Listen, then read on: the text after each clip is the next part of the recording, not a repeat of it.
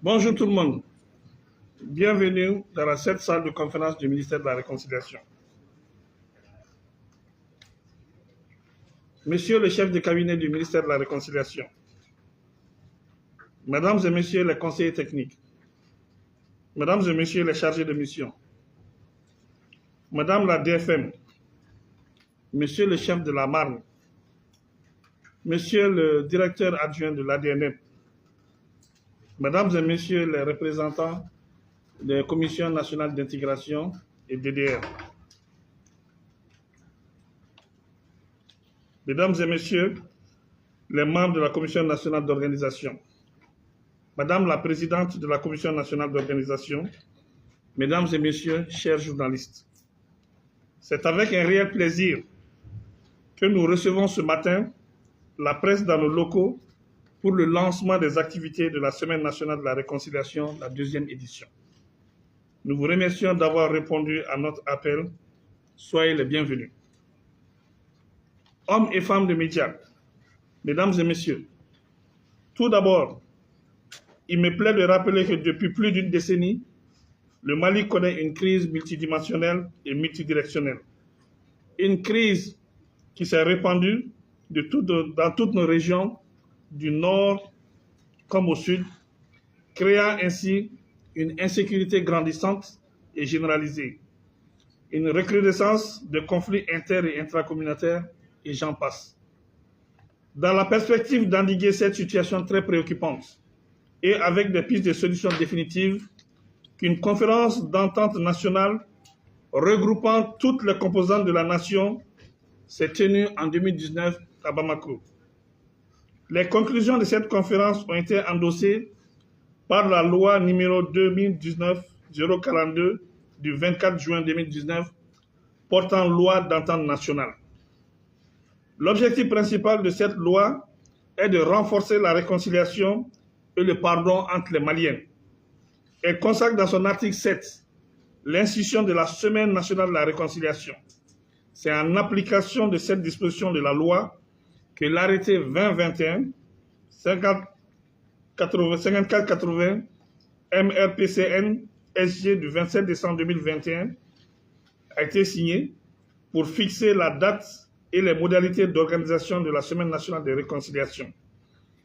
L'article 2 du dit arrêté fixe la Semaine nationale de la réconciliation du 15 au 21 septembre de chaque année. Mesdames et messieurs, le choix de cette période est symbolique, car elle précède la commémoration de la fête d'indépendance du Mali, symbole d'unité nationale, de souveraineté et coïncidence avec la célébration de la Journée internationale de la paix le 21 décembre de chaque année. Le thème retenu pour cette deuxième édition est « Ensemble, engageons-nous pour relever les défis d'une paix inclusive et durable au Mali ». La Semaine nationale de la réconciliation vise à restaurer la paix et à renforcer la cohésion nationale et le vivre ensemble entre toutes les filles et les fils du Mali, en assurant un meilleur ancrage des valeurs de réconciliation et de vivre ensemble, célébrant les idéaux de vivre ensemble et de cohésion sociale à travers notamment les activités éducatives, socioculturelles et de solidarité, sensibilisant les acteurs nationaux et internationaux sur le processus de réconciliation et de la paix au Mali, identifiant les défis d'une paix inclusive et durable, proposant et en mettant en œuvre les pistes de solutions pour les relèves des défis identifiés, organisant des sessions d'information et de sensibilisation sur la promotion du patriotisme, du civisme, de l'éducation et la culture de la paix et de la cohésion sociale, et sur le rôle de la place des légitimités traditionnelles et religieuses. Les activités qui marqueront cette deuxième édition ont été identifiées et fixées par la Commission nationale d'organisation mise en place à cet effet.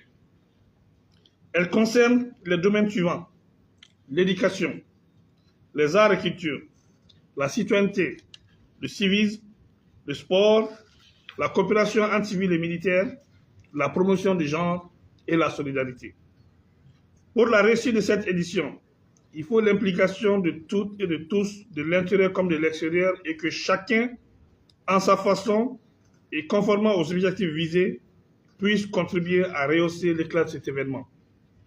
Je voudrais profiter de ce point de presse pour exhorter les hommes et les femmes de médias à contribuer pleinement à la réussite de cette deuxième édition à travers la transmission des messages de paix et de réconciliation, en mettant l'accent sur nos valeurs fondamentales relatives au partage, à la tolérance et au vivre ensemble.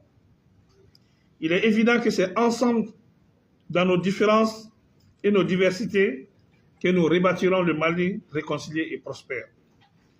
Je vous invite donc à vous associer au programme d'activité de la Commission nationale d'organisation mise en place à cet effet.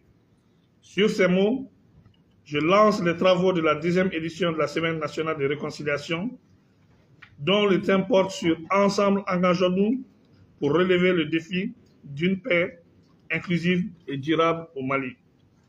Vive le Mali uni et réconcilié, que Dieu bénisse le Mali. Je vous remercie.